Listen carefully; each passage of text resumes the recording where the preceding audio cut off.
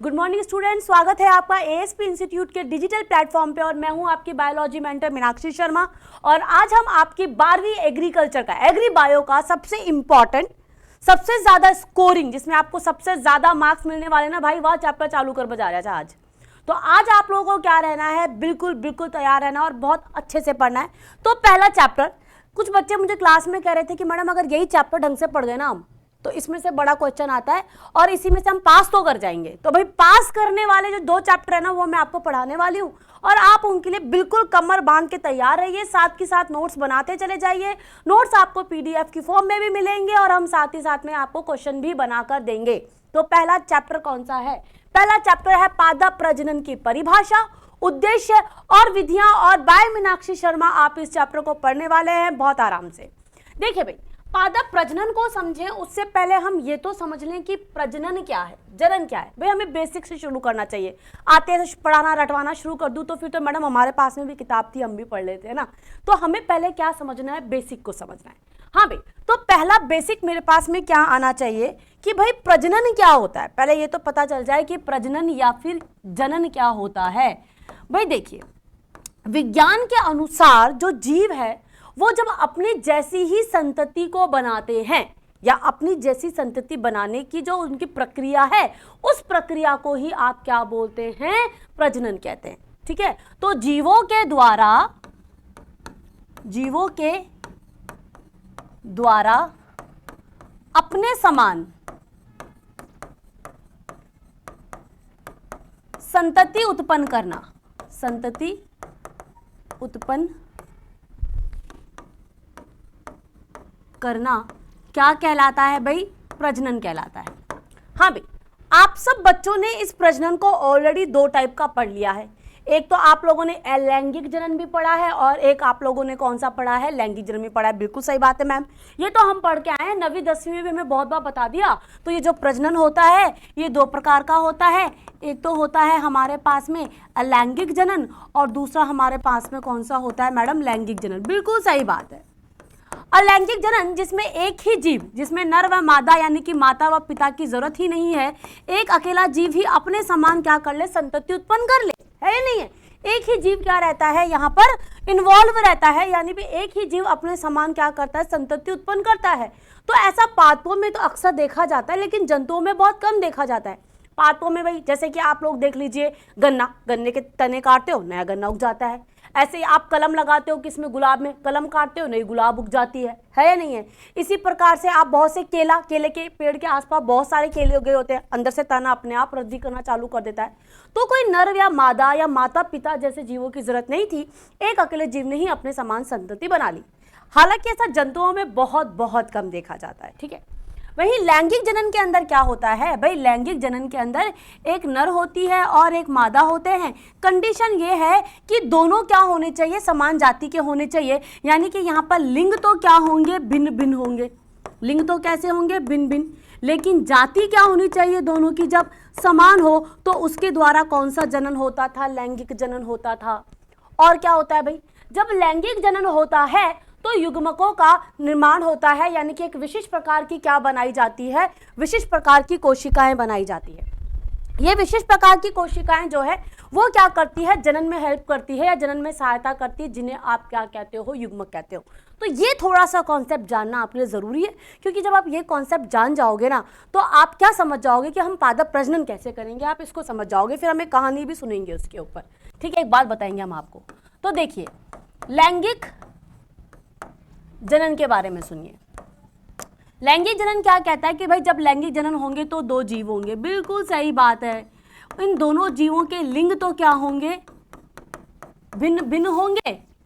बिल्कुल ठीक बात है, लेकिन इनकी जो जाति होगी वो क्या होगी, समान होगी। बिल्कुल सही है।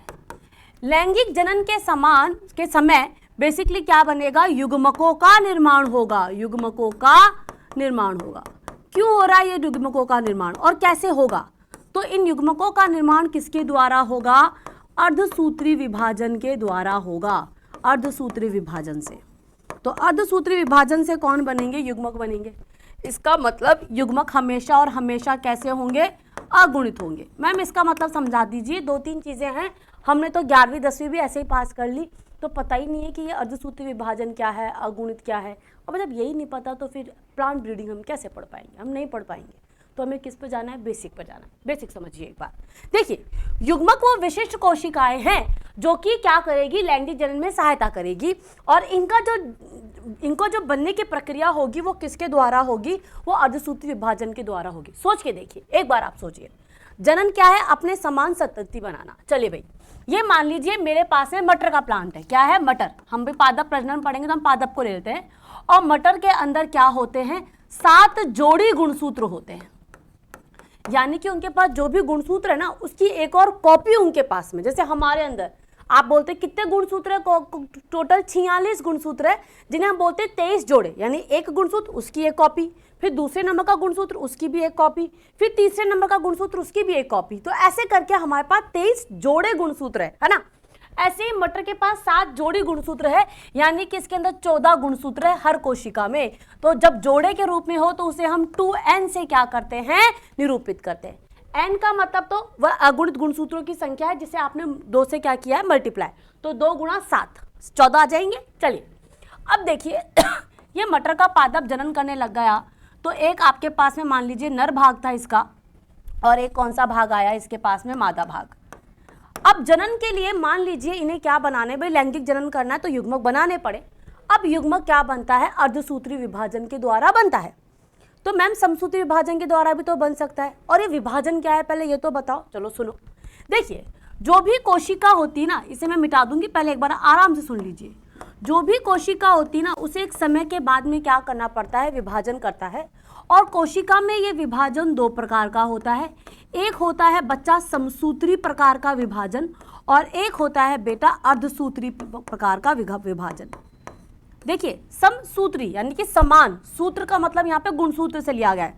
अर्धसूत्री मतलब यहाँ पे आधे सूत्र हो जाएंगे, गुणसूत्र आधे हो जाएंगे। तो देखिए यहाँ पर जो भी जनक कोशिका होगी ना, वो विभाजन के बाद में 2 कोशिकाएं बनाएगी, और दोनों कोशिकाओं में ही गुणसूत्रों की संख्या क्या रह जाएगी, समान। तो अगर यहाँ पे n था तो n, 2n है तो 2n, 3n है तो 3n। बात इतनी सी है कि जब कभी भी समसूत्री विभाजन होगा, एक जनक कोशिका से 2 पुत्री कोशिकाएं बनेंगी और गुणसूत्रों की संख्या समान रहेगी। जब कभी भी अर्धसूत्री विभाजन होगा, ठीक है, तो जो भी आपकी मेन कोशिका है उस कोशिका से कितनी कोशिकाएं बनेंगी, 4। अर्धसूत्री विभाजन में एक कोशिका से, मात्र कोशिका से 4 पुत्री कोशिकाएं बनेगी, और उनमें गुणसूत्रों की संख्या क्या रह जाएगी, आधी आधी। यानी कि अगर मटर का पादप ये 14 है और समसूत्री विभाजन कर रहा है तो 14 आएगा पुत्री कोशिकाओं में। लेकिन अगर यही अर्धसूत्री विभाजन कर रहा है तो 7 आएंगे अर्धसूत्री विभाजन में। ठीक है, समझ में आया। अब देखिए इसका उपयोग जनन में कैसे किया जा रहा है।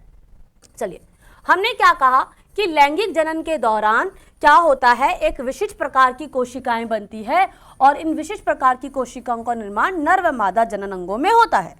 और हमें ये बोला कि ये जो विशिष्ट कोशिकाएं बनती है ये हमेशा अगुणित होती है, और इनका जो निर्माण है वह अर्धसूत्री विभाजन से होता है। मान लो अर्धसूत्री विभाजन से नहीं होता, समसूत्री से हुआ तो क्या होता। देखिए ये नर है, 14 गुणसूत्रों को रखे हुए है, ये मादा है, 14 गुणसूत्रों को रखे हुए। मान लीजिए इसने अपना नर युग्मक यानी कि जो परागकण है, परागकण ही होता है भाई पादपों में नर युग्मक, ये परागकण इसने समसूत्री विभाजन से बना लिया। तो समसूत्री विभाजन में क्या रहेगी, गुणसूत्रों की संख्या समान, 2 4 जितने ही बने हो, है ना। और यहाँ पर क्या होगी, मादा कोशिका ने भी समसूत्री विभाजन से क्या बना ली, अपनी अंड कोशिका बना ली, जो कि मादा युग्मक है, और समसूत्री विभाजन से बनाई है। तो विभाजन के बाद गुणसूत्रों की संख्या क्या होगी, समान है या नहीं है। अब नर व मादा युग्मक जब निषेचित करेंगे तो इनके अंदर जो इनका भ्रूण बनेगा या युग्मनज बनेगा, सोचिए उसके अंदर 28 गुणसूत्र आ गए। नर व मटर खुद कैसा है, 14 जोड़ रखने वाले, इनके जनक कैसे हैं, 14 गुणसूत्र रखने वाले, लेकिन जो इनके बच्चा हो रहा है, जो इनके नया पादप बन रहा है, वो कितना है, 28 गुणसूत्र रखने वाला। ऐसे कैसे हो सकता है। जनन कहता ही यह है अपने समान संतति उत्पन्न करना ही जनन है, ठीक है। और जब जनन होता है तो जो जीव होते हैं नर व मादा अपने आनुवांशिक पदार्थ या डीएनए को गुणसूत्रों के रूप में क्या करते हैं, युग्मकों को देते हैं, ताकि वो किसको मिल सके, उनकी उत्पन्न होने वाली संतति को मिल सके।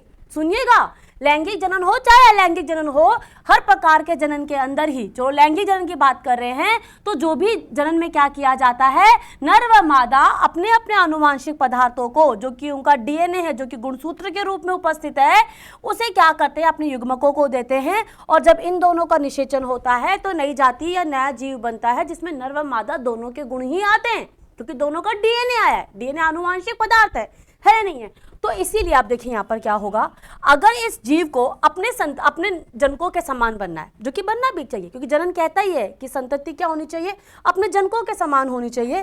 तो अगर अपने जनकों के समान बनना है तो इसे कौन सा विभाजन करना पड़ेगा बच्चा? अर्धसूत्री विभाजन करना पड़ेगा। कौन सा विभाजन करना पड़ेगा? अर्धसूत्री। तो अब जब ये अर्धसूत्री विभाजन करेंगे और उस विभाजन से जो इनके ये युग्मक बनेंगे, क्या बनेंगे? युग्मक बनेंगे। ये आधे आधे गुणसूत्र रखने वाले बनेंगे, 7 और 7, और जब दोनों निषेचन होंगे तो 14 गुणसूत्र रखने वाली क्या बनेगी? संतति, जो कि अपने जनकों के समान है और विभिन्नताएं भी लेकर आ रही है, क्योंकि नर व मादा दो अलग अलग जीवों का, भले वो समान जाती है, लेकिन दो अलग अलग जीवों का आनुवांशिक पदार्थ यहाँ पर एक दूसरे के साथ में क्या हो रहा है? मिक्स हो रहा है। बोलो बात समझ में आई कि नहीं? अब पादप प्रजनन में हम यही करेंगे। हम जनन के दौरान अगर इनके आनुवांशिक पदार्थ में कुछ परिवर्तन कर दें, हमें ऐच्छिक परिवर्तन चाहिए, हम पादप में चाहते हैं कि हमारा पादप ऐसा हो, फलाना टाइप का हो, ढिमका टाइप का हो, है ना, जिनके बारे में हम एग्जाम्पल की फॉर्म में बात करेंगे, तो हम उनके डीएनए में जाकर, जब ये युग्मक बन रहे हैं तो उनके डीएनए में ही क्या कर दे? परिवर्तन। तो जब उनके डीएनए में ही हमने परिवर्तन कर दिया, उस जीन को ही बदल दिया, तो आने वाली संतति में भी वो क्या आएगा? परिवर्तन आएगा। और जो भी हमें ऐच्छिक गुण चाहिए थे वो हमारे आने वाले नए पादप में मिल जाएंगे, और इसी को कहा जाता है पादप प्रजनन। पादप नेचुरल यानी प्राकृतिक रूप से तो अपना जनन प्रजनन कर ही रहा था, परागकण बना रहा था, अंड कोशिकाएं बना रहा था, लेकिन अब हमने उनमें कृत्रिम जनन करवाना भी चालू किया, यानी अपने हिसाब से उनके आनुवांशिक पदार्थों में, उनके डीएनए में परिवर्तन किए, और फिर उनके द्वारा हमने क्या बनाए हैं? नई किस्में बनाई है, जिससे हमें लाभ हो। तो सबसे पहला लाभ कौन सा हो? आर्थिक लाभ हो। ठीक है, तो चलिए अब हम आते हैं हमारे चैप्टर पे, क्योंकि हमने यहाँ पर बेसिक को कर लिया है। तो सबसे पहले पादप प्रजनन में हम शुरू करेंगे किससे? डेफिनेशन से। सबसे पहले हमें डेफिनेशन समझनी है ना, क्योंकि डेफिनेशन समझना बहुत ज्यादा जरूरी है। बेसिक आप कर क्या चुके हो? जनन, अपने समान संतति पैदा करना। लैंगिक जनन है, युग्मक बनाएगा। युग्मक क्या करें? आनुवांशिक पदार्थ को एक पीढ़ी से दूसरी पीढ़ी में लेकर जा रहे हैं, है या नहीं है? अब पादप प्रजनन क्या है जो हम पढ़ने वाले हैं टेक्नोलॉजी के बेसिस पे? देखिए बेटा, ये बेसिकली पादप प्रजनन नहीं करके इस चैप्टर को बायोटेक्नोलॉजी कहना चाहिए था। यानी कि अब आप प्राकृतिक तरीकों के अंदर टेक्नोलॉजी का इस्तेमाल करके अपनी इच्छा के अनुरूप, अपने फायदे के अनुरूप फसलों में क्या कर रहे हो? परिवर्तन कर रहे हो, है या नहीं है? ताकि आप अपनी इच्छा के अनुरूप किस्में बना सके। तो देखिए पादप प्रजनन क्या है। फसलों के जीन प्रारूप में, जीन प्रारूप का मतलब क्या है भाई? उनके डीएनए में परिवर्तन करके उनको मानवों के लिए उपयोगी बनाने की प्रक्रिया को हम लोग क्या कहते हैं? पादप प्रजनन। भाई हम मानव बहुत ज़्यादा मतलब ये है, हम इतना परिवर्तन पादप के लिए नहीं कर रहे हैं, हम अपने लिए कर रहे हैं। हमें उपज अच्छी मिलनी चाहिए ताकि किसान अच्छा कमा सके। हमें तो पता है कि हमने सभी प्राकृतिक चीज़ों का बहुत खनन कर लिया है, पानी कम है, अब पौधे को तो मिलेगा नहीं, तो ऐसा पादप बनाने जो कि कम पानी के अंदर भी क्या हो जाए? विकसित हो जाए। मार्केट में डिमांड ज़्यादा है, सप्लाई कम है, तो हम फलों को जल्दी जल्दी पका लें, या ऐसा पादप बनाए जो ज़्यादा फल दे। या फिर हमें पता है कि हमारा इतना ज़्यादा प्रकृति में शोषण करने से बहुत सारे, जैसे कोरोना भी आया, ऐसे बहुत सारे जीव जो है, या आप कह सकते हो कीट जो है वो डेवलप हो रहे हैं, तो कहीं हमारे फसलों को नुकसान ना पहुँचाए आने वाले समय में, तो हम ऑलरेडी कीट रोधी फसलें बना दें, है या नहीं है? तो ये सब करना है। और हम ये कब कर पाएंगे? जो हम साधारण तौर पर जो फसलें उगा रहे थे, उन्हीं फसलों के जीन में, उनके डीएनए में परिवर्तन करके हम उन्हें आने वाले समय के लायक बना देंगे, ताकि हमारा उपयोग उन पर बढ़, हम अधिक से अधिक उपयोग में ला सके। इसी को हम क्या बोलेंगे? पादप प्रजनन। पादप प्रजनन में हम उन सिद्धांतों एवं विधियों का अध्ययन करेंगे जिनके द्वारा हम फसलों में क्या कर सकते हैं? उपयोगी परिवर्तन कर सकते हैं, है नहीं है? पादप के लिए नहीं, हमारे लिए उपयोगी परिवर्तन कर सकते हैं। पादप प्रजनन के सिद्धांत एवं विधियों का उपयोग करते हुए इवन हमारे देश ने अभी बहुत सारी फसलें भी निर्माण कर ली है, और इनको आपके बुक में दिया हुआ है और वही एज इट इज एग्जाम्पल हम भी लेकर आए। अगर आपसे एग्जाम में पूछ ले कि वर्तमान समय में पादप प्रजनन द्वारा हमने कौन सी नई किस्में तैयार की है, तो देखिए हमने कौन कौन सी तैयार की है। गेहूं की बोनी किस्म, बिल्कुल सही बात है बेटा।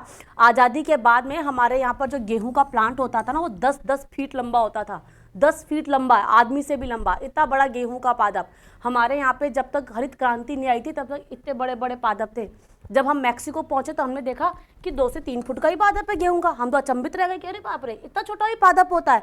और उस पादप को, उस जीन को हम अपने यहाँ पर लेकर आए और आज हमने गेहूं की बोनी किस्में उगाना चालू कर दिया है। आपके घरों में अगर या आपने खेतों में कहीं पर गेहूं उगता हुआ देखा है तो आपने इतना इतना गेहूं उगता हुआ देखा होगा, 2-3 फीट लंबा। आपने 10-10 फुट लंबा उगता हुआ नहीं देखा होगा, लेकिन अपने घर में दादाजी या बाबा जो पुराने लोग हैं उनसे पूछ के देखिए, आज़ादी के दौरान हमारे यहाँ पर या आज़ादी से पहले हमारे यहाँ पे 10-10 फुट लंबे गेहूं की प्रजातियाँ होती थी। सोचो, तो उपज तो होती थी कम और पादप इतना सारा खाना खा जाता था, सिंचाई के लिए भी उतना ही चाहिए। गन्ने का नोबलीकरण, हमने गन्ने की क्या किया है, ऐसा गन्ने बनाए हैं जिनके अंदर हमने कई रोगों से उनको प्रतिरोधकता दे दी है। इसी के साथ में हमने कई मिलेट यानी कि अलग अलग धानों को संकर करके कुछ नया बनाया है। और कपास की भी संकर किस्में बनाई है जिसमें प्रकाश जो उसका रेशा है ना वो स्मूथ हो, यानी कि मुलायम और शक्तिशाली हो। इस प्रकार के हमने कुछ क्या बनाए हैं, संकर पादप अपने यहाँ भारत में भी बना लिए हैं। ये सब प्लांट ब्रीडिंग और बायोटेक्नोलॉजी के अंतर्गत ही आते हैं। तो यह हुआ हमारा पादप प्रजनन की डेफिनेशन से रिलेटेड कुछ चीज़ें।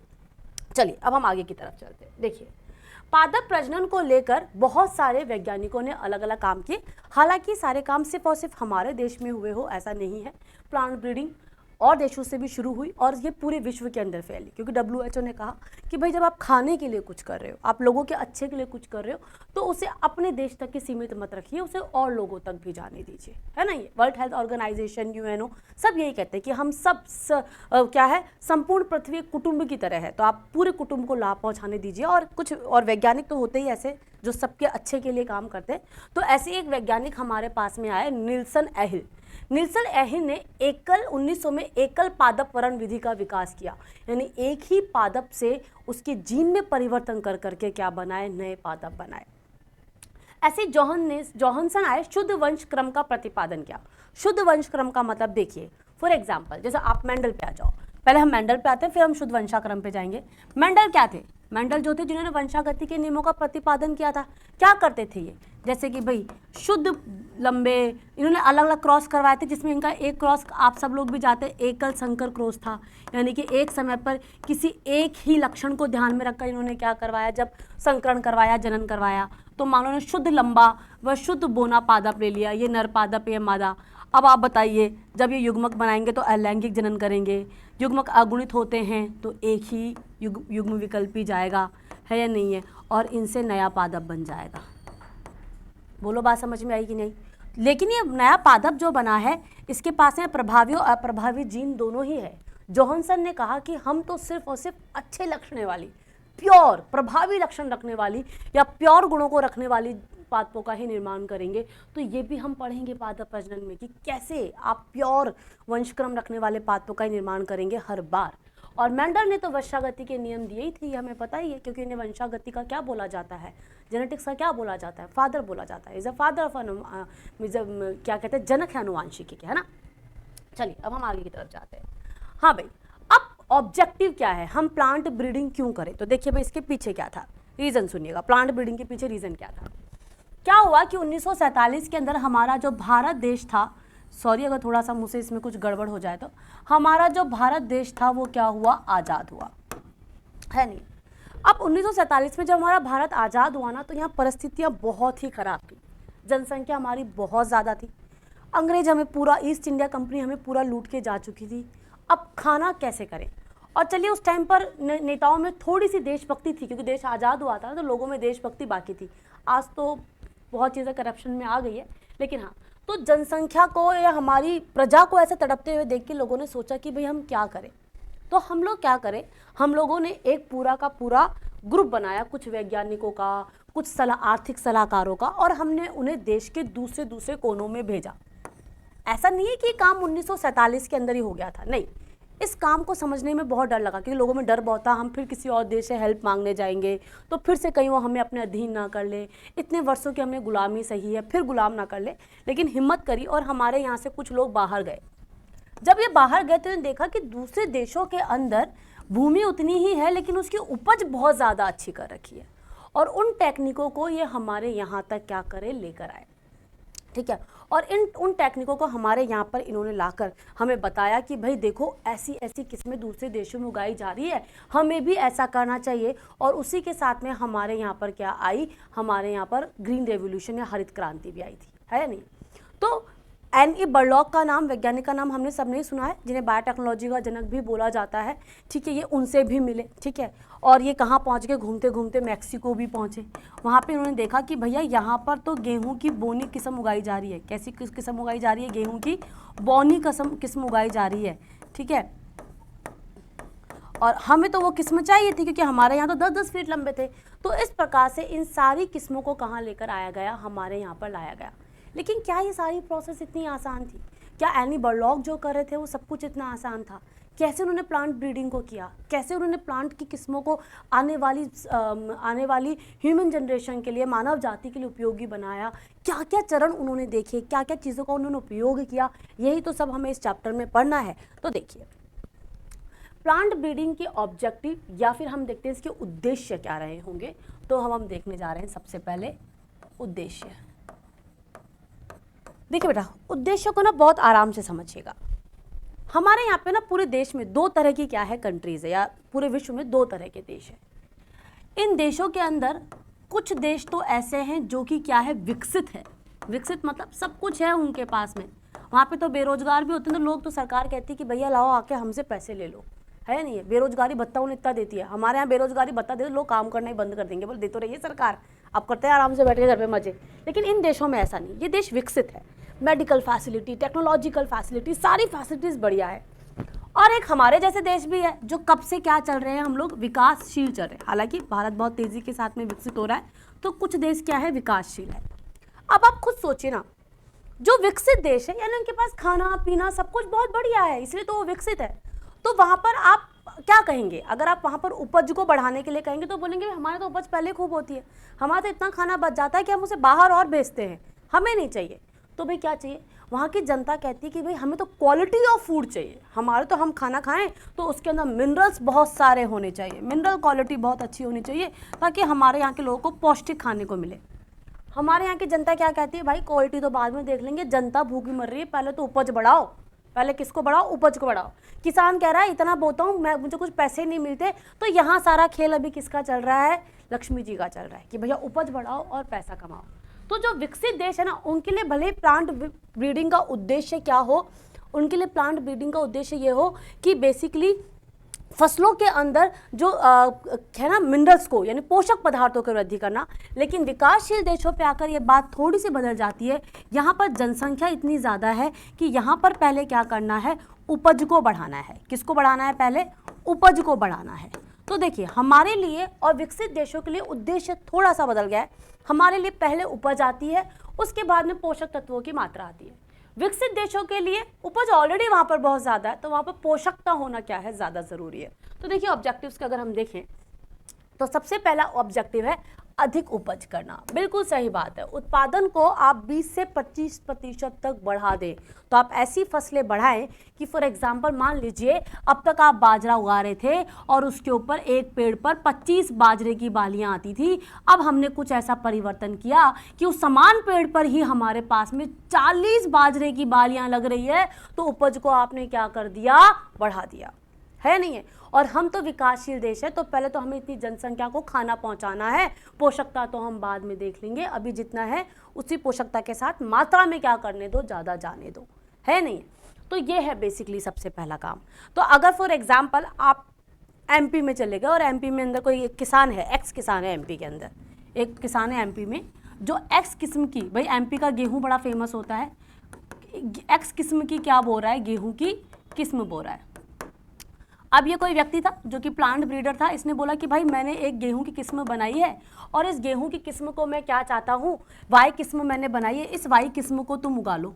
किसको उगा लो, वाई किस्म को उगा लो अपने खेत में। तो किसान ने पूछा भाई देख अब तक क्या है, मेरे यहाँ पर मान लीजिए मेरे पास में आप ये मान लीजिए 5 टन गेहूं होता है, ठीक है, कितनी के अंदर, 1000 हेक्टेयर भूमि के अंदर, है ना। तो भाई अगर तेरा ये जो गेहूं है 5 टन से अगर ज़्यादा हो जाएगा ना तब तो मैं उगा लूंगा। इसने बोला कि देख 5 नहीं, मेरा गेहूं 4.5 टन तो उग जाएगा, लेकिन बाकी और चीज़ें अच्छा है, मेरे गेहूं में पोषकता बहुत ज़्यादा है। तो ये क्या किसान इसकी बात मानेगा? ये किसान क्या कहते हैं, ना भाई अब मुझे नहीं चाहिए तेरा गेहूँ, मैं तो 5 टन उगा रहा हूँ, मेरे को तो गेहूं के भार का पैसा मिलता है, तेरी पोषकता का पैसा नहीं मिलता है। तो वो क्या करेगा, इस एक्स किस्म को ही उगाएगा। तो भारत के अंदर अगर आपकी नई चीज़ों को या नई फसलों को आपको इंट्रोड्यूस करना है तो आपको सबसे पहले उनकी उपज को बढ़ाना पड़ेगा, क्योंकि उपज बढ़ाने के बाद में ही ये किसान इस नई किस्म को क्या करेगा, एक्सेप्ट करेगा, क्योंकि ये अपने आर्थिक हानि नहीं चाहता है। ये क्या चाहता है, अपनी फसल में, अपनी कमाई में आर्थिक लाभ चाहता है। आप किस्म को अच्छा मत करो, पोषक को अच्छा मत करो, आप इस 5 टन के बजाय से 5.5 टन बना दो तो फटाफट से किसान सारे भागे आ जाएंगे, उस गेहूं को खरीद लेंगे। यानी कि प्लांट ब्रीडिंग का भारत जैसे देश में सबसे पहला उद्देश्य क्या निकल कर आया कि हमें किसको बढ़ाना है, हमें तो हमारी उपज को बढ़ा देना है। चलिए जी, उपज बढ़ने के बाद में अब जब उपज काफ़ी अच्छी बढ़ रही है तो क्यों ना अब हम उन गुणों पर भी ध्यान दें जिन्हें कि बेसिकली आज का उपभोक्ता चाहता है। इसका एक एग्जाम्पल सुनिए। आजकल ना एक करीना कपूर एक ऐड कर रही है, तिरुपति ब्रांड ऑयल, जो रखे आपके दिल का ख्याल। क्या है ये ब्रांड ऑयल? जब भाई तेल ही है, सरसों का तेल है, वही सोयाबीन का तेल है, तो ये बीच में एक शब्द क्या जोड़ दिया, ब्रांड ऑयल। ब्रांड देखिए बेसिकली क्या है, जहाँ तक मुझे पता है कि आपका जो बीज होता है ना, इसके बाहर एक प्रोटीन की परत होती है। इस प्रोटीन की परत से भी तेल को निकाला जा रहा है, यानी तेल में वसा के साथ साथ अब प्रोटीन भी आ रहा है, प्रोटीन अच्छी मात्रा में प्रोटीन आ रहा है, अच्छा कोलेस्ट्रॉल भी आ रहा है, प्रोटीन भी आ रहा है। तो उसे आप लोगों ने एक नया नाम दे दिया ब्रांड ऑयल। तो अब उपज तो बढ़ गई। अब हम क्या चाहते हैं कि उपभोक्ता जो है, उपभोक्ता को आकर्षित करने के लिए कुछ नया डालें। आजकल की जनरेशन क्या हो रही है, बड़ी एक्टिव हो रही है। आजकल पत्ता गोभी, फूल गोभी नहीं खाकर अच्छे, जो हमारे यहाँ पे नोएडा दिल्ली चले जाओ, वहाँ पे लोग ब्रोकली खाना कर चुके हैं। आजकल पालक नहीं खा के एक नई आई है, लेट्यूस खाएंगे भाई हम लोग। तो पहले लाल गाजर मिलती थी, आजकल 12 महीनों आपको वो एक नारंगी रंग की गाजर भी मिल रही है। क्या है ये सब कुछ? उपभोक्ता चाहता है कि भैया मेरे पास में तो नई नई वैरायटी आनी चाहिए और उसके अंदर जो पोषक तत्व है वो भी बहुत ज़्यादा होना चाहिए।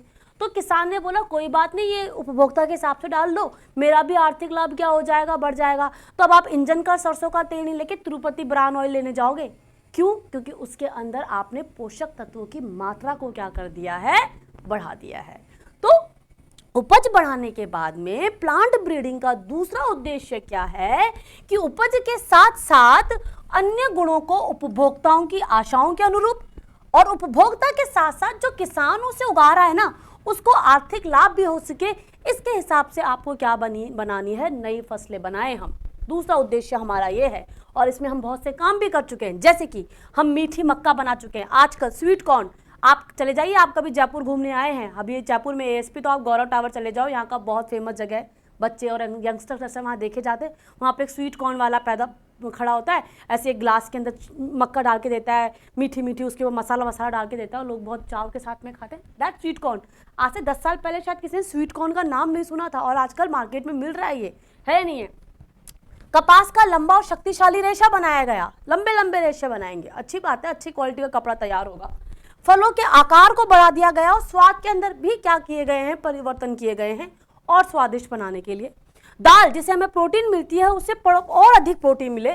और तिलहन मतलब वो बीज जिनको पीस कर आप क्या निकालते हो, तेल निकालते हो। तेल जो है उसकी मात्रा क्या निकले, अधिक निकले। ऐसी हमने कुछ क्या किए हैं, चेंजेस किए। कैसे करेंगे हम चेंज? इन पादपों के आनुवांशिक पदार्थों में परिवर्तन करके। तो पहला उद्देश्य था उपज बढ़ाना, दूसरा उद्देश्य है उत्पादन के गुणों में सुधार करना। तीसरा क्या है? तीसरा है कीट एवं प्रतिरोधी किस्में तैयार करना।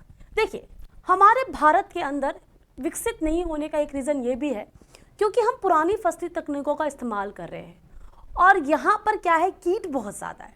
क्योंकि इकोनॉमिक जोन बहुत अच्छा है ना, जीव बहुत सारे यहाँ पर, बहुत एनवायरमेंटल कंडीशंस ऐसी है कि बहुत अलग अलग तरह के जीव यहाँ पर ग्रो करते हैं। और किसान के लिए सबसे बड़ी टेंशन ही ये थी कि उसके जितने भी फसल उगाता था उसमें कई बार 70% फसल जो है वो कीट खराब कर जाते हैं। अभी कोरोना काल के अंदर हमें देखा भी था, पाकिस्तान से कितने सारे टिड्डे आए थे, एकदम ऐसा लगा था टिड्डों का तूफान आया, न्यूज़पेपर में और न्यूज़ में भी बहुत आया। तो सोचिए इतने कीट आए और जहाँ जहाँ बैठे होंगे वहाँ वहाँ की फसल को उन्होंने कुछ घंटों में पूरा खत्म कर दिया होगा। अब हमें क्या करना है, हम ऐसा चाहते हैं कि भाई कीट को तो हम कहाँ कहाँ जाके मारें, या तो हम किसका इस्तेमाल कर ले, हम केमिकल्स का या रसायनों का इस्तेमाल कर ले जिन्हें हम किस पे डाल दें, प्लांट पे। लेकिन उससे नुकसान क्या होगा, ये केमिकल प्लांट में जाएगा, मृदा में घुलेगा, मृदा में घुलकर पादप में जाएगा, पादप से हमारे पास आएगा, हवा में उड़ेगा तो हमारी सांस में आएगा। तो भले ये पादप को तो बचा रहा हो, लेकिन कहीं ना कहीं जो जीव इसे खा रहे उनके शरीर पर तो प्रतिकूल प्रभाव डाल रहा है ना। तो क्यों ना हम पादपों के जीन में ऐसा परिवर्तन कर दे जीन में कि कीट उन्हें नुकसान ही ना पहुंचा पाए, बिल्कुल उन्हें खराब भी नहीं कर पाए। ऐसे हमने बीटी कॉटन भी बनाई है, बीटी ब्रिंजल भी बनाया है, आपने बायोटेक्नोलॉजी में पढ़ेंगे आप, ठीक है। तो हम क्या चाहते हैं, हम ऐसी किस्मों का विकास करें जो कि कीट प्रतिरोधी हो पहले से ही, कि हमें बाहर से कीटनाशकों का इस्तेमाल नहीं करना पड़े, हमें रोगनाशकों का इस्तेमाल नहीं करना पड़े। तो उपज के बाद, उत्तम गुणवत्ता के बाद तीसरा हमारा टारगेट होना चाहिए कि हम हमारी जो फसलें हैं उन्हें स्व प्रतिरोधी बना दें। तो ये जो भाई साहब यहाँ पर गए थे ना, वाइफ व्यक्ति जो यहाँ पर गया था, ठीक है, क्या देने के लिए, फसल देने के लिए, अगर ये कह देता कि भाई देख तेरी 5 टन उगती होगी 100 हेक्टेयर के अंदर, मेरी कितनी उगती है, 4.5 टन उगती है, लेकिन मेरी जो फसल है वो कैसी है, कीट प्रतिरोधी है। कैसी है, कीट प्रतिरोधी। तो उस कंडीशन के अंदर किसान क्या लगाएगा, दिमाग लगाएगा कि चल यार कोई बात नहीं, इसी कीट प्रतिरोधी तो है, मेरा खर्चा तो बचेगा ना। मुझे क्या करना पड़ता है, जब मैं एक्स किस्म की गेहूं उगाता हूं तो मुझे बाजार से क्या करने पड़ते हैं, कीटनाशक और रोगनाशक खरीद के लाने पड़ते हैं, जिनका मेरा पैसा खर्च होता है। अब अगर इसकी फसल ही ऐसी है जिसपे कीट ही नहीं लगेगा, जिसपे कोई रोग ही नहीं होंगे, तो मुझे ये केमिकल मार्केट से खरीद के लाने ही नहीं पड़ेंगे। और जब मुझे केमिकल मार्केट से खरीद के लाने ही नहीं पड़ेंगे तो मेरा तो पैसा बच रहा है, तो बाद में कमाऊं चाहे अभी बचाऊं, बैलेंस क्या हो गया, बराबर हो गया। तो अगर ये व्यक्ति क्या कहता है कि 4.5 टन ही उगता है मेरा तो, लेकिन मैं क्या कह सकता हूं कि मेरी फसल कीट प्रतिरोधी है, तो भी किसान को अपनी ओर क्या कर लेगी, आकर्षित कर लेगी, हमारे जैसे देश के अंदर, है नहीं। तो तीसरा आपके पास में क्या आता है, उद्देश्य कि आपको कीट प्रतिरोधी और साथ ही साथ में रोग प्रतिरोधी क्या बनानी है, आपको किस्में तैयार करनी है। नेक्स्ट देखिए उद्देश्य क्या आता है, नेक्स्ट उद्देश्य देखते हैं हम, चौथा, अधिक दक्षता वाली किस्में। बिल्कुल सही बात है। तो देखिए, नई किस्मों द्वारा खाद, उर्वरकता, सिंचाई आदि का पर्याप्त उपयोग उत्पादन क्षमता को बढ़ाने लगा है। यानी कि हम ऐसी क्या बनाएं, किस्में बनाएं जो कि बहुत दक्ष हो। बहुत दक्ष का मतलब है कि सॉइल में मिलने वाले उर्वरकों को, खाद का वो अच्छे से इस्तेमाल करती हो, है या नहीं है, और अच्छे से क्या करती हो, वृद्धि करती हो। तो इसे हम बेसिकली क्या बोलने वाले हैं, अधिक दक्षता वाली किस्में बोलने वाले हैं। पांचवा उद्देश्य क्या हो सकता है हमारा प्लांट ब्रीडिंग का, शीघ्र पकना। बिल्कुल सही बात है। अगर भाई डिमांड ज़्यादा है और सप्लाई कम, किसी इस खेल से तो काम नहीं चल पाएगा, फिर क्या होगी, मिलावट होगी। तो क्यों ना हम कुछ ऐसी फसलों का निर्माण करें जो शीघ्र पके, जल्दी जल्दी पके, तो हम डिमांड के हिसाब से सप्लाई को क्या कर सके, बढ़ा सके, है या नहीं है। भाई अगर कोई गेहूं है, मान लो अगर पहले 4 महीने लेता था पकने में और आज सिर्फ वो 2.5 या 3 महीने ले रहा है, तो बहुत अच्छी बात है ना, हम वापस उगा के वापस से सप्लाई को बढ़ा देंगे उसी एक टाइम पीरियड के अंदर। तो शीघ्र पकने का मतलब है इनमें मैच्योरिटी अर्ली करवाना, जिसमें हमारे पास में कौन आ गया है, धान और गेहूं आ गया। तो आजकल हमने ऐसी बहुत सी धान की और गेहूं की फसलें बना ली है जो कि क्या करती है, बहुत तेजी के साथ में क्या करती है, उत्पन्न होती है। दूसरी बात देखिए, दूसरी आप देखिए, समकाल पकना। समकाल पकना ये बड़ी अच्छी एक चीज़ है। हम क्या चाहते हैं कि भाई मेरे खेत के अंदर मैं 2 तरह की फसलें एक साथ उगाना चाहती हूँ, एक एक्स बी और एक वाई बी। लेकिन एक टेंशन है, क्या टेंशन है कि भाई मैं एक्स और वाई फसल जो है उसे क्या कर देती हूँ, एक साथ उगा देती हूँ। ये लीजिए, ये एक्स किस्म की फसल हो गई और मेरे पास में एक कौन सी किस्म की फसल है, वाई किस्म की फसल भी है। इन दोनों को मैं क्या कर देती हूँ, एक साथ उगा देती हूँ। लेकिन कब उगा पाऊंगी, अगर एक्स फसल पहले पक गई और वाई अभी तक पकी ही नहीं, तो मैं काटूँ कैसे, एक एक पेड़ को जाके तो काटूंगी, तो बहुत टाइम लग जाएंगे, है या नहीं है। तो अब मैंने एक साथ उगा तो दी, पर मैं लाभ एक साथ नहीं उठा पा रही। तो मैं कब लाभ उठा पाऊंगी, जब एक्स व वाई फसल दोनों ही समान काल पर क्या हो पके, एक साथ जब पकेंगी तो फिर उनकी कटाई भी क्या हो पाएगी, एक साथ हो पाएगी, और मुझे एक ही खेत में से 2 फसलें उगाने पर 2 का क्या हो जाएगा, लाभ हो जाएगा, है नहीं है।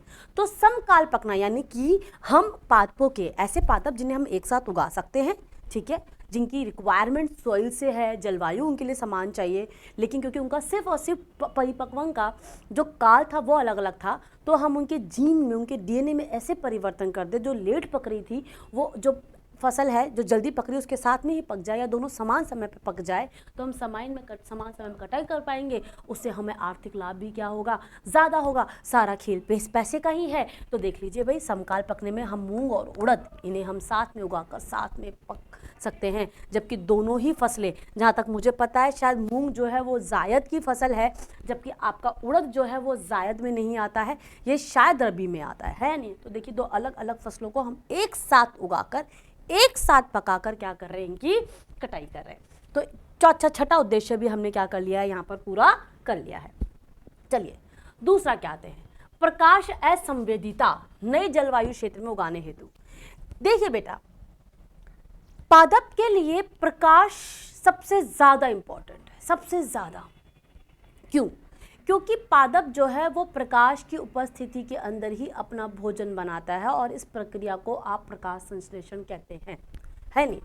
प्रकाश की अवधि के आधार पर कि किसी पादप को वृद्धि करने के लिए प्रकाश तो चाहिए चाहिए। देखिए, बिना प्रकाश के तो पादप वृद्धि नहीं करेगा, ये आप मान लीजिए, जरूरी है। सबसे इंपॉर्टेंट कारक है प्रकाश, यानी कि लाइट। हालांकि इसके आधार पर आपके पास में भिन्न भिन्न प्रकार के पादप होते हैं। कुछ होते हैं आपके पास में दीर्घ दिवस पादप, एक होते हैं लघु दिवस पादप, है नहीं। ऐसे आपने पादप पढ़े हैं। कुछ पादप पे जिन्हें दिन के ज़्यादा घंटे क्या चाहिए, धूप चाहिए। किसी को कम टाइम के लिए, कम घंटों के लिए क्या चाहिए, धूप चाहिए, लेकिन धूप चाहिए, है नहीं। तो बेसिकली इसके अंदर देखिए आप क्या कर सकते हैं, प्रकाश असंवेदी के अंदर फॉर एग्जांपल कोई एक्स प्लांट है, ठीक है, तो वो क्या करता है, अपने वाली जगह पर तो बहुत आसानी से उग रहा था क्योंकि उसके लिए जलवायु बिल्कुल सही थी, लेकिन जब उसे दूसरे वाले क्षेत्र के अंदर डाल दिया गया तो हो सकता है उसके हिसाब से वहाँ जलवायु नहीं हो, उसके हिसाब से वहाँ पर लाइट नहीं हो, और वो वहाँ पर जाकर क्या नहीं कर पाया, वृद्धि नहीं कर पाया। अब क्या करें, अगर इस पादप के जीन में हम परिवर्तन ऐसा कर दें कि प्रकाश की रेंज में थोड़ा बहुत परिवर्तन होने पर ये उसे संभाल जाए, तो नई जलवायु में भी ये आसानी से क्या कर जाएगा, वृद्धि कर जाएगा। तो नई जलवायु क्षेत्र में उगाने के लिए प्रकाश के प्रति पादप की संवेदिता को उसके आनुवांशिक में पदार्थ में परिवर्तन करके अगर हम नई जगह पे उगाएंगे तो वो क्या कर जाएगा, वृद्धि कर जाएगा। आगे देखिए नेक्स्ट, और हमारा उद्देश्य क्या है। तो 8वां उद्देश्य हमारे पास में आता है प्रसुप्ति या फिर डोरमेंसी। पहले प्रसुप्ति या डोरमेंसी को समझिएगा, उसके बाद में हम इसे किन फसलों से क्या कर रहे हैं वो समझिएगा। देखिए बेटा, प्रसुप्ति काल क्या होता है इसे समझिए। पहले आपने क्या किया, आपने अपनी कोई फसल उगाई, आपने क्या किया, अपनी एक फसल उगाई, है नहीं, और इस फसल से आपको क्या मिला, इस फसल से आपको मिला बीज। भाई बीज मिलता है फसल से आपको ना, जिसे आप मार्केट में जाकर क्या करते हो, बेचते हो, तो आपको इस फसल से क्या मिला है, आपके पास में बीज मिला है। अब इस बीज को कुछ को तो आप बेच देते हो और कुछ को आप संग्रहित कर देते हो। ऐसा क्यों कर पाते हो, क्यों? ये बीज था, इसे तो वापस से अंकुरित हो जाना चाहिए था, लेकिन ऐसा नहीं होता है। बीज क्या करते हैं, हर एक पादप के अंदर या हर एक बीज के अंदर एक अजीब सा या एक विशिष्ट गुण होता है जिसे उसका प्रसुप्ता गुण कहते हैं या प्रसुप्ता काल कहते हैं। ये बीज जो होते हैं ये अपने आप को कुछ समय तक, जब तक कि इनके समान परिस्थितियां नहीं आएगी। अब इनकी कटाई हो गई, मान लीजिए ये रबी की फसल थी, या फिर हम मान लेते हैं हाँ ये रबी की गेहूं की फसल थी। अब रबी के बाद ज़याद का मौसम आ जाएगा, बोलो है या नहीं भाई। मार्च अप्रैल के बाद में आपके पास, सॉरी अक्टूबर नवंबर के बाद में आपके पास मार्च अप्रैल का समय आ जाएगा। तो जो ये बीज है, जो गेहूं का बीज है, जो कि रबी की फसल थी, उसका समय काल अब क्या हो चुका है, खत्म हो चुका है। अब अगले आगे टाइम पर जब मार्च अप्रैल का सीजन आएगा, है या नहीं, ठीक, सॉरी अक्टूबर नवंबर का सीजन आएगा, तब तक हमें इस बीज को बचा के रखना है, क्योंकि तभी तो हम वापस से नई फसल गेहूं की कब उगाएंगे, इन बीजों को उगाकर। तो तब तक ये बीज क्या करते हैं, इनके अंदर होने वाली जितनी भी क्रियाएं होती है ना, जितनी भी इनके अंदर चयापचय क्रियाएं होती है, उनको क्या कर लेते हैं, रोक लेते हैं, सारी क्रियाओं को रोक लेते हैं। कैसा कर पाते हैं भाई, ये बीज है तो बीज के अंदर कौन उपस्थित होता है, भ्रूण उपस्थित होगा, और भ्रूण किससे बना होगा, कोशिकाओं से बना होगा, 8, 16, 32 जितनी भी कोशिकाएं। और इस कोशिका के अंदर क्या होता है, कोशिका द्रव्य होता है, जिसके अंदर सारी की सारी चयापचय क्रियाएं चलती है। और एक बार ध्यान रखिए बेटा, कोशिका द्रव्य का 70% भाग कौन होता है, जल होता है। बीज क्या करता है, इस सारे के सारे जल को क्या करता है, प्रसुप्ता अवस्था के अंदर निकाल देता है और सिर्फ 5% जल को अपने पास में बचा के रखता है। उस अवस्था के अंदर क्या होता है, ये अपनी सारी की सारी जितनी भी क्रियाएं हैं, जितनी भी चपापचय क्रियाएं हैं, उन्हें कुछ समय के लिए क्या कर देता है, रोक देता है। तो जब ये कुछ समय के लिए अपनी क्रियाओं को रोक देगा, तो जब वापस से इसकी अनुकूल परिस्थितियां आएगी, भाई आपकी गेहूं किसकी फसल है, रबी की फसल है, तो वापस से जब अक्टूबर नवंबर का महीना इसके हिसाब से आएगा, ये उस दौरान क्या हो जाता है, अंकुरित हो जाता है। और वो काल जिस समय तक इसने अपनी सारी की सारी क्रियाओं को रोक कर रखा, उससे ही आप इसका प्रसुप्ता काल कहते हो। लेकिन ये प्रसुप्ता काल हमें कहीं कहीं थोड़ा सा महंगा पड़ गया। कहाँ महंगा पड़ गया, देखिए होता क्या है, कुछ फसलें जैसे कि बाजरा, ज्वार, जौ, गेहूं, ये क्या कर रही होती है, जब पादप पे लगी होती है और उस दौरान बारिश हो जाए या आसपास के वातावरण के अंदर थोड़ी सी नमी हो जाए, तो ये क्या करती है, वहीं पर अंकुरित होना चालू कर देती है। या फिर जहां पर इनको क्या करके रखा गया है, इकट्ठा करके रखा गया है, वहां पर ये अंकुरित हो जाती है। तो अगर ये ऐसे अंकुरित हो गई तो पूरी फसल क्या हो जाएगी, खराब। भाई अभी इनका मौसम नहीं उगने का, या इनकी कटाई का समय आ गया है, या तो ये पेड़ पर है, कटाई का समय आ चुका है, या फिर इनको स्टोर करके या संग्रहित करके हमने रख दिया है, लेकिन कुछ परिस्थितियां वातावरणीय ऐसी बन गई, बारिश हो गई और उसमें ये क्या हो गई, अंकुरित हो गई। तो ये तो अपनी प्रसुप्त अवस्था को तोड़कर अंकुरित हो गई, सारा खराब। अगली बार हम जब इसकी फसल का समय आएगा, हम कैसे उगाएंगे। तो हमने क्या किया, इन फसलों के अंदर इनका प्रसुप्ति काल को बढ़ाया और थोड़ा क्या करा, स्ट्रिक्ट किया, ताकि ये क्या कर सके, अगर वातावरण में अचानक से ऐसी परिस्थितियां आ जाए तो कहीं ये अंकुरित ना हो जाए, कहीं ये हमारे बीज खराब ना हो जाए। तो हमें एक हमारा प्लांट ब्रीडिंग का यानी पादप प्रजनन का एक उद्देश्य ये है कि हमें क्या करना है, ऐसी फसलों का भी निर्माण करना है जो समय बेसमय क्या हो जाती है, अंकुरित हो जाती है, हमें उन्हें अंकुरित होने से बचा सके बिना उनके समय काल के। चलिए, और नवा क्या है, नवा क्या है भाई, नई ऋतुओं के लिए किस्में बनाना। बिल्कुल सही बात है। आज मौसम बहुत, देखिए अभी तो ग्लोबल वार्मिंग का वजह है, लेकिन दूसरी उसकी वजह से मौसम का कुछ पता ही नहीं है, मौसम बड़े बदल रहे हैं। आप सोचिए, अभी सितंबर का महीना चल रहा है और सावन खत्म होने का ही नाम नहीं ले रहा है या नहीं है। या फिर आप खुद सोचिए, डिमांड बहुत ज़्यादा है मार्केट में, सप्लाई क्या हो रही है, कम हो रही है। हमें तो इस सप्लाई को पूरा करना पड़ेगा, जनसंख्या तो तेजी के साथ में बढ़ी रही है ना। तो हम क्या चाहते हैं कि अब हम नहीं समय वेट करना चाहते कि भाई गेहूं की फसल को हम अक्टूबर नवंबर में उगाएंगे, या फिर जो मूंग खरबूजा है उसे तो भाई हम मार्च अप्रैल में उगाएंगे। हम इस चीज़ का वेट ही नहीं करना चाहते। हम तो कुछ ऐसी फसलें उगाना चाहते हैं जिनकी अगर मार्केट में डिमांड ज़्यादा है तो उन्हें हम हर मौसम में उगा सके।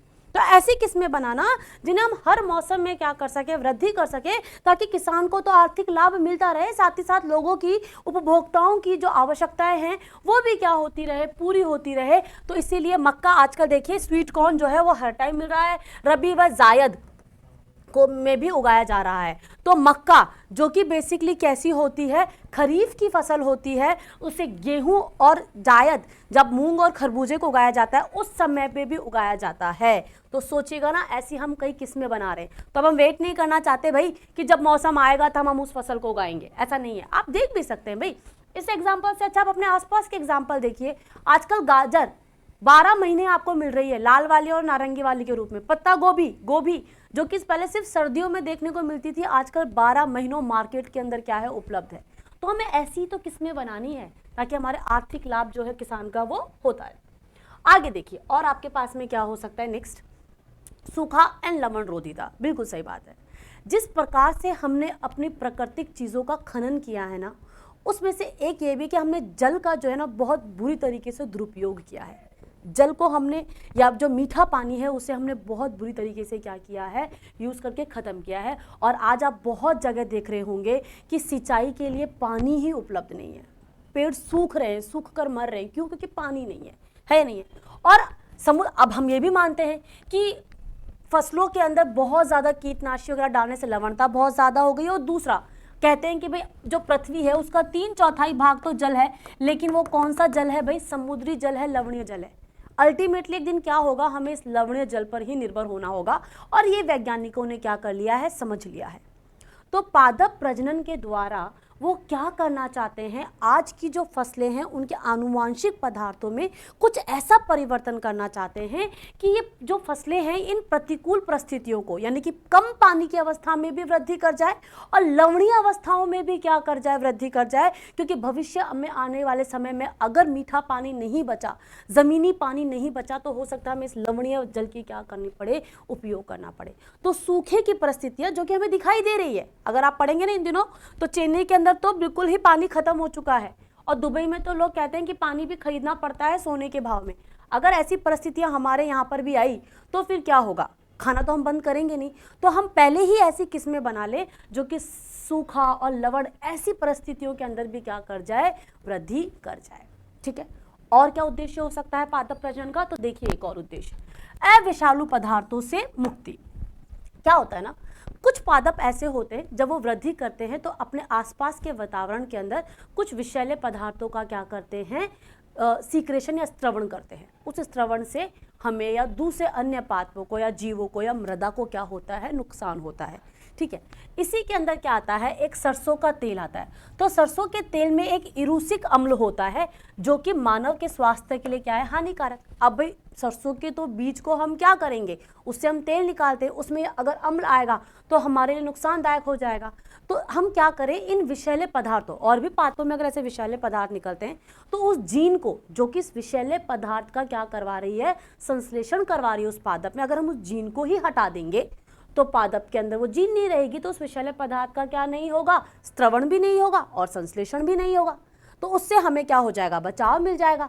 और पादप प्रजनन क्या है, पादपों के जीन प्रारूप में परिवर्तन करके उन्हें मानव के लिए उपयोगी बनाना। तो हमने ये विषाक्त पदार्थ देने वाली जो जीन है अगर उसे ही हटा दिया तो हमारा पादप इस विषाक्त जो सब्सटेंस था या जो केमिकल है, जो रसायन है, उससे क्या हो जाएगा, मुक्त हो जाएगा और हमें अपना नॉर्मल पादप यानी कि सामान्य पादप मिल जाएगा। नेक्स्ट देखिए, अविसरण, विसरित न होने वाली किस्म जैसे विकास, मूंग, उड़द जैसी फसलों को काफी उपयोगी होना। देखिए बेटा, ऐसी बहुत सी फसलें जो कि सीमित क्षेत्र में ही उगती है, तो उनके अंदर हमें ऐसे जिन प्रारूपों में परिवर्तन करना कि वो प्रत्येक जलवायु में आसानी से क्या कर सके, वृद्धि कर सके, उन्हें कोई किसी प्रकार की दिक्कत ना आए। तो हम ऐसी फसलें हम बनाना चाहते हैं जिन्हें हम हर एक जगह पर क्या कर सके, विकसित करवा सके। किसी सीमित क्षेत्र तक उन्हें क्या नहीं रखें, हम सीमित ना रखें। तो हमें ऐसी चीज़ें, फसलें बनानी है जो प्रत्येक जलवायु में बहुत आसानी से वृद्धि करे, ताकि हम उनके विसरण को, उनको बढ़ा सकें, उनका उत्पादन बढ़ा सकें। तो एक हमारा क्या हो जाएगा, प्लांट ब्रीडिंग का उद्देश्य ये हो जाएगा। तो देखिए, प्लांट ब्रीडिंग के उद्देश्य के अंदर हमने एक एक चीज़ को आपकी बुक के हिसाब से पढ़ते हुए क्या कर दिया है, पूरा कर दिया है। और ये था हमारे प्लांट ब्रीडिंग के उद्देश्य। वापस से सुन लीजिए, प्लांट ब्रीडिंग क्या है, आप पादपों के जीन प्रारूप में क्या कर रहे हैं, परिवर्तन कर रहे हैं। क्यों कर रहे हैं, किसानों के आर्थिक लाभ देने के लिए और उपभोक्ताओं की आवश्यकताओं को पूरी करने के लिए आप क्या कर रहे हैं, पादप प्रजनन करवा रहे हैं। और उस पादप प्रजनन के हमारे पास में कुल 12 उद्देश्य आ गए हैं और सभी उद्देश्य बिल्कुल क्या है, जेन्युइन है, बिल्कुल ठीक है। तो इन उद्देश्यों को आपको क्या करना है, पूरा करना है। यही हमारा क्या होना चाहिए, उद्देश्य होना चाहिए। अब हम आगे आएंगे कि इन उद्देश्यों को पूरा करने के लिए हम किन किन तरीकों का इस्तेमाल करें। अब हम जानेंगे इन तरीकों के बारे में भी। तो नेक्स्ट क्लास में हम पढ़ेंगे कि पादप की प्रजनन की निम्न जो क्या पादप प्रजनन की क्रियाएं कौन कौन सी रहेगी, जिसके द्वारा आप उन्नत किस्म की क्या बनाएंगे, फसलें बनाएंगे। तब तक के लिए हमारे साथ बने रहिए। Thank you so much.